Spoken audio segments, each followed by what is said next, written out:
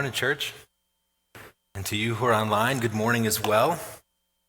I want to begin by telling you about this moment of significance and the man named John Sane. He was someone who from his early teens had loved hunting and camping, and so had spent hours and hours and hours by himself out in the backwoods of Idaho or wherever adventure took him. On this particular elk hunting trip, you can maybe imagine, I know many of you are hunters. I have hunted. I would not call myself a hunter because I'm terrible. So it's mostly just me wandering. But John, you can maybe imagine his that moment of adrenaline and just pure energy that kicks in when, as he's glassing over the ridgeline, he spots the elk that he deems worthy of fulfilling his elk tag. Unfortunately, from his vantage point, he doesn't yet have a shot, and so he begins the long and what I'm sure is laborious work of beginning to stalk this elk through the backcountry of Idaho. And it's a challenge because you have to get close enough to get a shot, but you're navigating difficult terrain and trying to do so quietly. And so I don't know if there was a moment where he was just, because of the adrenaline, super zeroed in or what, but there was a couple logs that had blown down, and John was trying to step up and over them, and as he stepped up and over, his right leg slipped through. Unfortunately, his momentum carried forward. His leg got pinned, and it snapped his tibia and fibia in half. The pain, he said, was absolutely excruciating, and he was hunting by himself miles from the nearest trail, and so literally no one knew that John was out there. And he laid in pure agony trying to understand what his next move might be, and he said later he really seriously considered taking his life in that moment. He said that, there was no hope. How can I navigate the miles of rough terrain with a fully broken leg? And so he began the heartbreaking, excruciating work of writing his farewell note to his family. Can you imagine? What do you even say? And he starts to write this note, and then he said something in him clicked. And he said, no, not today. I am not going to die out here in the middle of nowhere. And John began to act with a new sense of urgency. And he had in front of him a new mission. And his mission was this: I want to see my family alive again. And that urgency was driven by his mission to see his wife, to see his kids. And so he began to act with urgency, and there was a timeliness to this moment. If he doesn't act now, he's not going to make it. And so he begins to take action, and he fashions a sort of crude crutch out of a branch and puts some clothes on the top of it. And he begins to hobble and crawl and navigate his way over 4 days, several miles to the nearest trail. He stumbles out onto the nearest trail, severely dehydrated at this point, malnourished, and lo and behold, there were two dirt bikers who had gotten lost. It's kind of a miraculous thing, actually. They were lost, and they stumble across John Sane, and one of them drives back on his dirt bike to where he has cell service. They call in a helicopter, and they clear out a space for a landing pad, and John is helivaced out of there to a hospital and survived. And he would say that his survival was because of that moment where something clicked and he acted with urgency. But his urgency was driven by two things. It was driven by a clear sense of mission. I want to see my family. And it was driven by a sense of timeliness. If I don't act now, there's no hope. There's nothing that will happen, nothing that will change.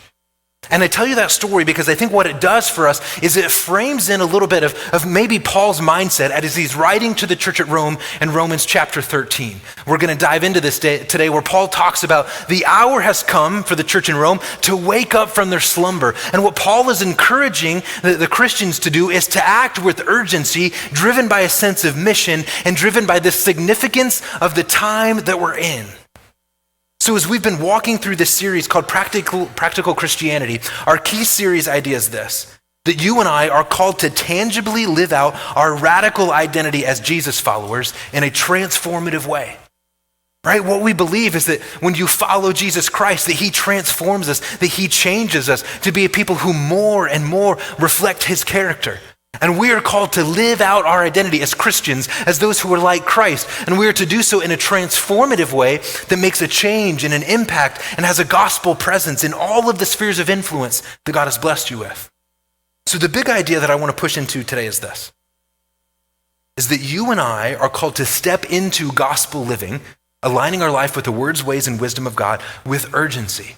And I want to suggest to you, church, that the urgency of our moment, the urgency of our call to step into gospel living is driven by our mission as believers and is driven by the significance of the times that we're in.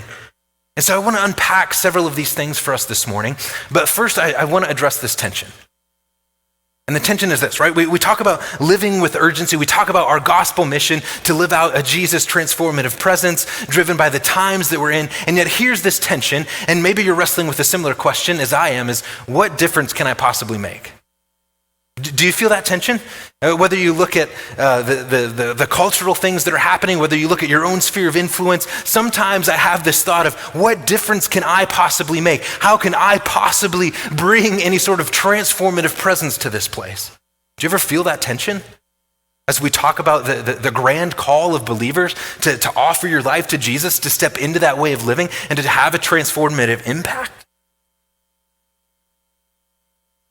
So I want to draw you into the scenario that Paul is writing to in the early church at Rome. It's likely that the book of Romans is written somewhere mid-AD 50s, AD 54, AD 55. Now, when we think church, right, you might call to mind this picture of what's in front of you right now, right? But the early church in Rome in the first century was not a large gathering of believers. One scholar, Scott McKnight, he says it's likely at this time that there were 4, maybe 5 house churches in the capital city of Rome. He said, no, when you think church, he said you have to understand that most of these early believers in first century Rome, they were likely, a lot of them were slaves or former slaves. They were likely very poor. So these were not people in positions of authority. These were not people in positions of power. These were people largely on the fringes of society.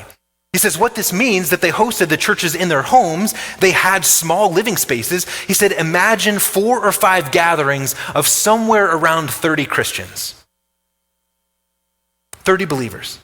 He said, max, you would maybe fit in one of their small apartments in the capital city of Rome. You could maybe fit 40 people. So let's go on the generous side. And let's say in the capital city of Rome at this time that there are 5 house churches of 40 people. There are maybe 200 believers in this early church.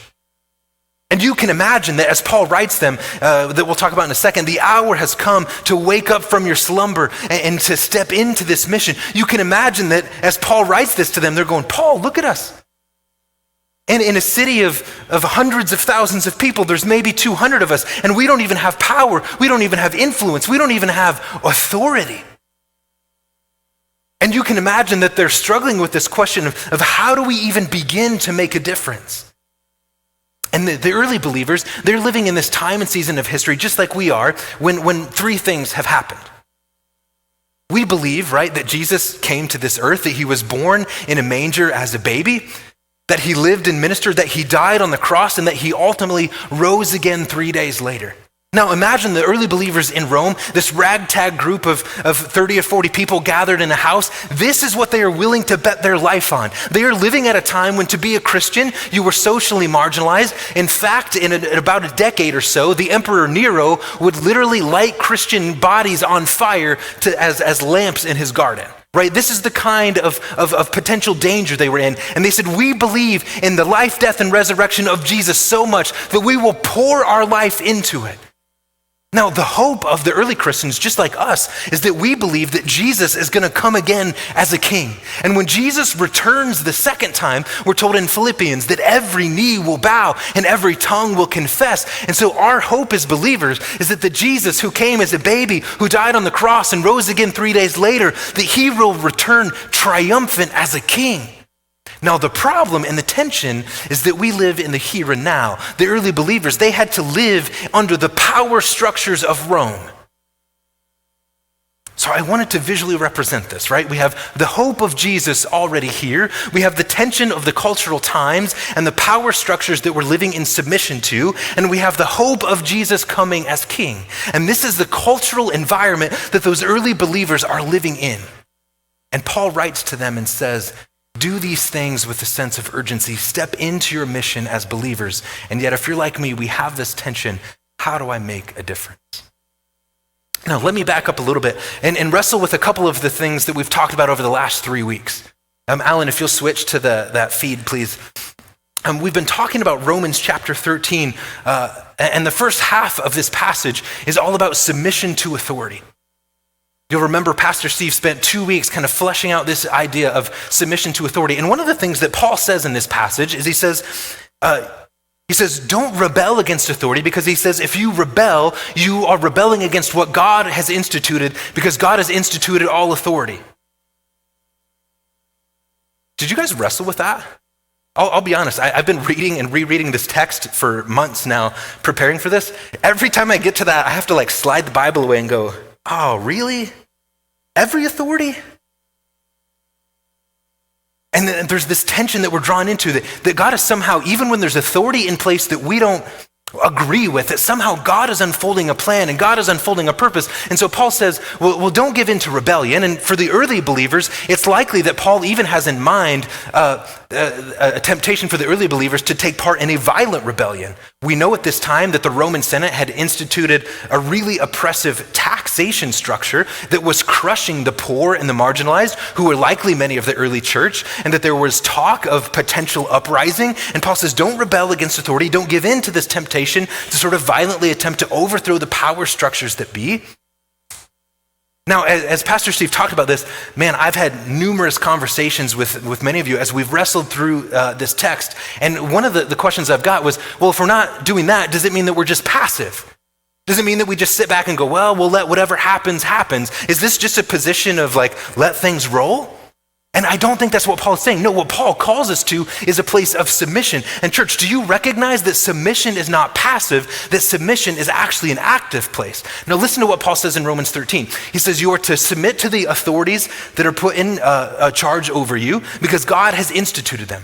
Now, here's the reality, though, is that there's actually a higher authority, right? Our ultimate submission is not to the powers that be, whether it's your parents, whether it's your boss, whether it's the government. Our ultimate authority is to submit first and foremost to God. Now, in a perfect world, our authorities would also be in submission to God, but we live in a broken world influenced by sin, so often there is a breakdown where our authorities are not themselves submitted to God, right? We tracking? What happens, though, is we trust that our ultimate submission is to God and to the plan and purpose that God is unfolding. So what I want to suggest to you is that a position of submission means that you and I are to have a gospel presence in the middle of the broken power structures of authority. So when Paul writes to the early believers, he's telling them, listen, there's authorities and power structures over you that are opposed to you, that are trying to come against the movement of Christianity. But he says, listen, he says, submit to those authorities. Don't give part in a violent uprising. He says, but trust that God is unfolding a plan and a purpose, and that you and I, as we submit to the authority of God, are to have a gospel presence right in the middle of the times that we're in.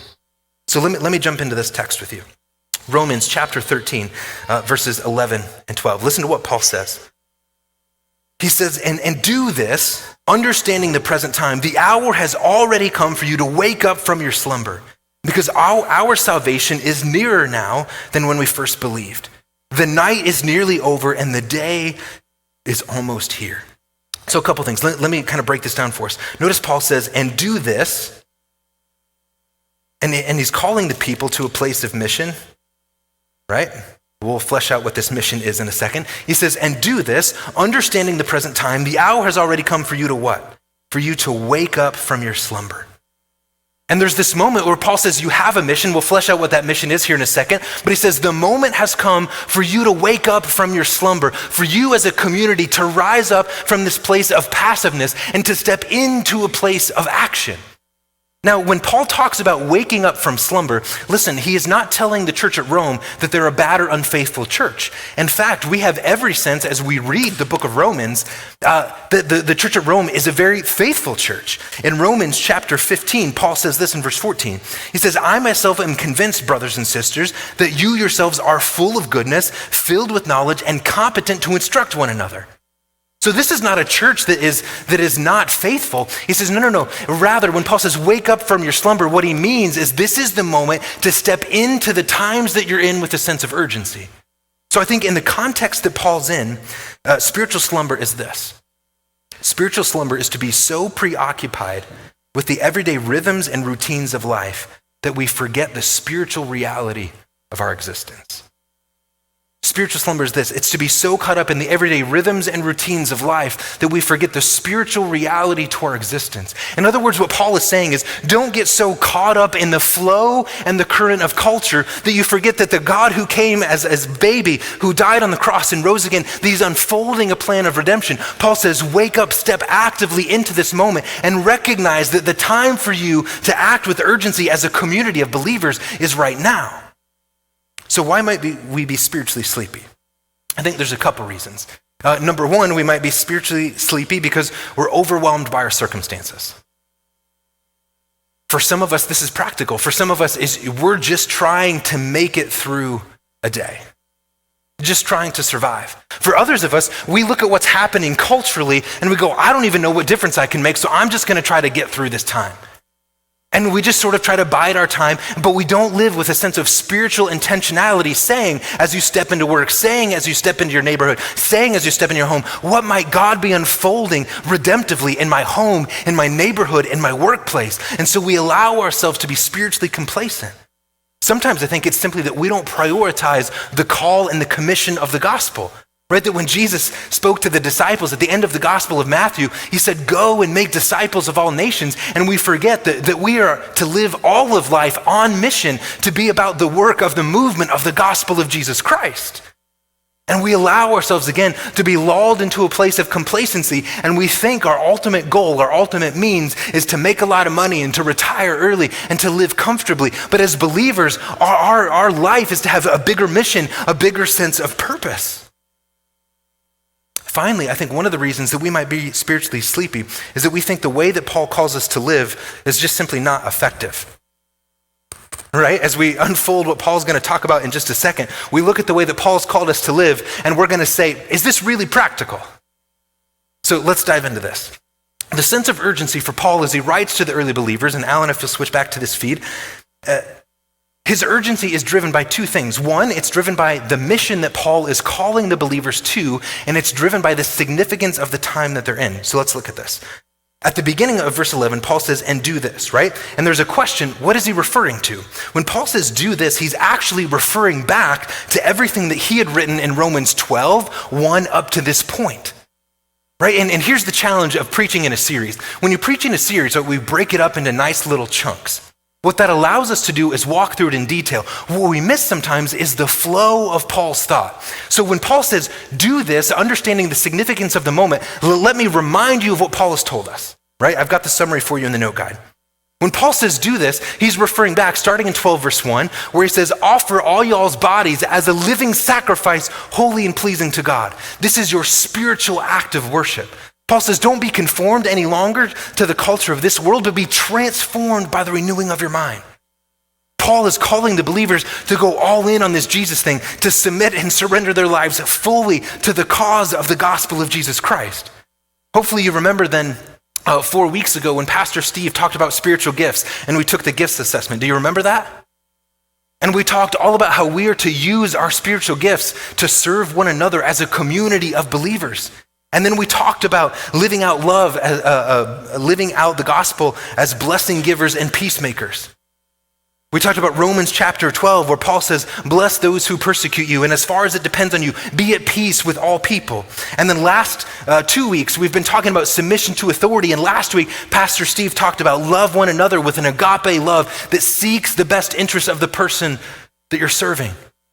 Right, so when Paul says do this, he's referring back to the way that he has described Christian living. Offer your body as a sacrifice. Go all in on this Jesus thing. Serve one another with your spiritual gift. Live out love as blessing givers and peacemakers. Paul says this is what you are to do in the time and season that you're in. Yes, Jesus has come, and yes, we are waiting for him to return. But right now, in the season and the culture that you are in, live out this call of the gospel to be transformed by the renewal of your mind, to see things from a gospel perspective, and to live out love as blessing givers and peacemakers, to submit to authority and to love one another, because that is how we begin to transform the culture and the power structures that be. And what Paul is saying is the urgency of this mission is driven also by the timeliness. Notice what he says. If we'll go back to that passage, Alan. He says, and do this, their mission, understanding the present time. He says, the moment to wake up is already come. The time is already here. The moment to act with urgency is now. Why, Paul says? He says, because our salvation is nearer now than when we first believed. What Paul is saying is the coming of Christ is nearer now than the moment when they first put their faith in Jesus. And he says that almost 2,000 years ago. So you can imagine now 2,000 years later, how much nearer is the fullness of our salvation when Christ will return as king and he will finally and fully bring all things under his authority. Paul says, because that moment is drawing near, that is why we are to wake up, to live life right now in the midst of culture, in the midst of the power structures that be, with a sense of gospel presence. When Paul says the night is nearly over and the day is almost here, what he means is the day of Jesus coming. And what Paul was saying is, because we believe Jesus is coming, this is not a moment to throw up our hands and say, well, Jesus is coming back, I guess I'll let him take care of it. Paul goes, no. Because Jesus is coming, you are to have urgency to be about the things that Paul is calling us to be about living out a gospel presence that begins to have transformative impact. What happens though, church, is we begin to think in the middle of culture, in the middle of the power structures that be, the temptation for the early Christians who have been redeemed was to live just like the culture of Rome. See, for them to take up a rebellion against the powers of Rome is to use power to fight power. But what Paul is saying is, don't live in rebellion. He says, live in submission, but you're not going to live in obedience, right? Submission doesn't mean obedience to this structure. We live in obedience to the culture and to the call of Jesus Christ. So in Philippians chapter 3, Paul says this. He says, but our citizenship is in heaven, and we eagerly await a Savior from there. Church, listen. When our citizenship is in heaven, what it means is that we are to live out this culture, the culture of the kingdom of Jesus Christ. So when Paul says, offer your body as a living sacrifice, when Paul says, bless those who persecute you, when Paul says, be joyful in hope, patient in affliction, all things taken right out of Romans 12, he is describing the culture of the kingdom of heaven. And what he wants you and I to do as believers is to live right now in culture, living our current culture here, living out the characteristics of a new culture that is coming in its fullness when Jesus returns. Are we tracking? I think sometimes what I see in our cultural moment right now is I see Christians giving way to despair, going, what difference can we make? And we think it's going to come through political power or rebellion. And I think what Paul calls the believers to is this simple act of faithful presence and submission to the call and the commission of Jesus Christ to go and make disciples.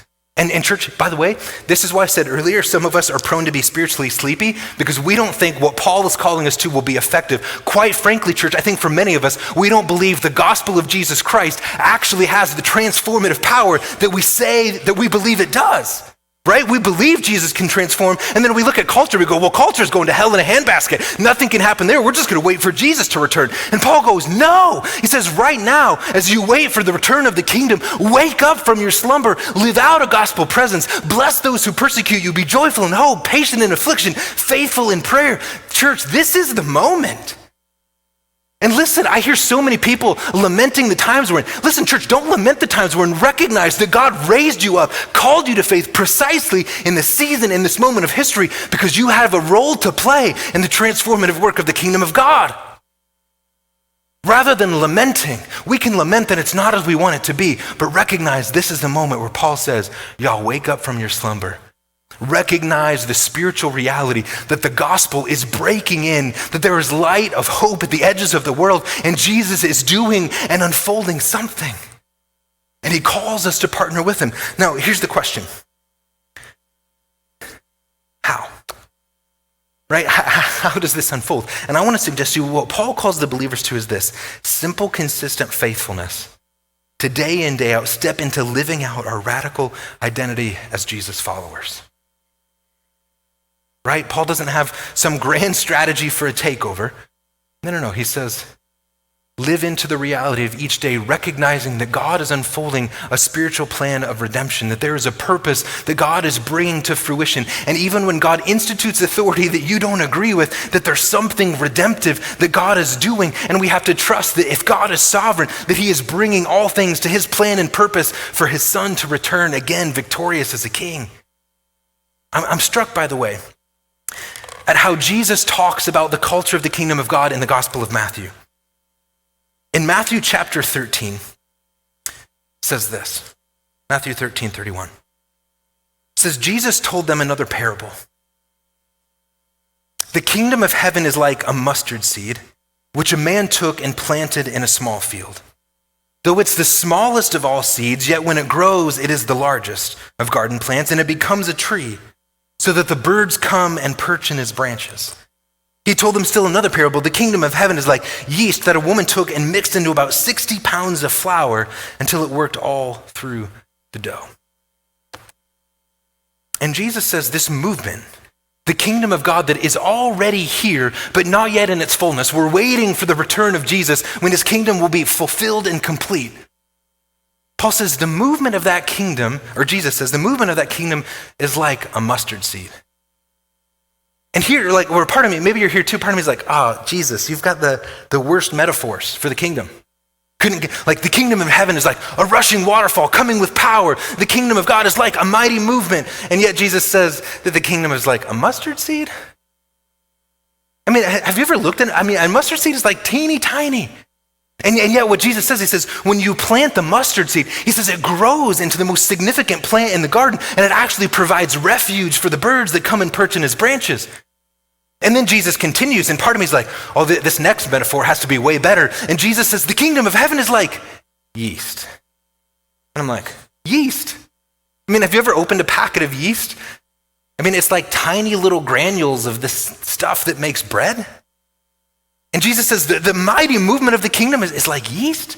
But listen to what he says. He says, this woman takes yeast, a little bit of yeast, and she works it into 60 pounds of flour. I really wanted to get like a whole pallet of flour, 61 pound bags. And that's a lot of flour. And yet this woman takes this little bit of yeast, and as she works it into the bread and the water and the sugar, that yeast ferments and it causes the dough to rise. And there is this like multiplication thing that happens as it becomes something grander than it was. And church, here's the reality. The movement of the kingdom often looks subtle. It looks like something tiny and insignificant, like 150 poor, ragged believers gathering in the capital city of Rome. And yet it grows and multiplies through this simple, ordinary, everyday faithfulness to the gospel of Jesus Christ to have profound global impact. It is striking to me that this church at Rome that was persecuted in the first century by AD 312, 313 becomes the official religion of the Roman Empire. Fast forward to AD 2021, the Roman Empire is no more and the gospel of Jesus Christ has global influence. And church, listen. Paul was put to death by the Roman Empire. The early believers faced terrible persecution by the Romans, and there was a moment where you can imagine they questioned, God, what are you doing? Is this plan of redemption all for nothing? And yet, church, it's the reality of the mustard seed and the yeast.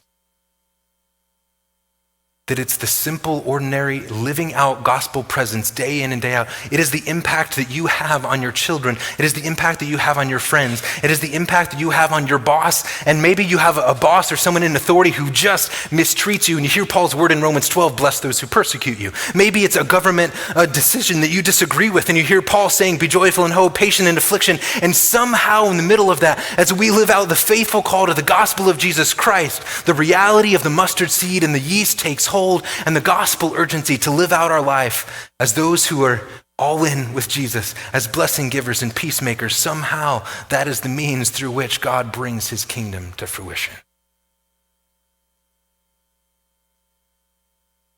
I pray, church, that we would live with a sense of urgency in the middle of the times that we're in. Redemption is already here. It's not yet in its fullness. Every day, church, we should be praying, Lord, would your kingdom come? And use me in a small way to help your kingdom move forward today. Help me be the yeast of the gospel in the life of someone who needs your hope. Help me to be the influence of the mustard seed of the hope of the gospel of transformation, that as I plant the seed of your hope and truth in the life of another person, may they find refuge and hope and life. Do this, Paul says, understanding the present time. The hour has come for y'all to wake up from your slumber. because our salvation is nearer now than when we first believed. The night is nearly over, and the day of Jesus' coming is almost here. And so let us step into each day with gospel urgency. As we close out the service, we're going to take communion together. And what I want to challenge us to do as we take communion is I want you to pray about a place where maybe it's your workplace, maybe it's your neighborhood, maybe it's just some cultural, like larger movement thing that you're just wrestling with. And I want you to wrestle with this question: what does Paul's teaching mean for you and your sphere of influence right now? Right? I don't have 3 neat little application points, but I want us to wrestle with the truth of this text. And by the way, I want to give you homework this week. Would you go home and read Romans 12, 1 through the end of 13 in one sitting? I want you to hear the flow of Paul's writing, right? Skip over the chapter number, just read it all in one sitting. I want you to hear the flow of what Paul is calling the believers to, and let it take root in your heart and life. And then I want you to wrestle with this question: what does this mean for me right now in my sphere of influence? I probably had, 10 conversations around Romans 13 over the last 4 weeks. And people said, "Pastor, what's the answer?" And I said, I don't have an answer for you. How do you read the text, and what does that mean for you? Let us wrestle with this, and let us wrestle with what it means and what it looks like to have gospel urgency right now.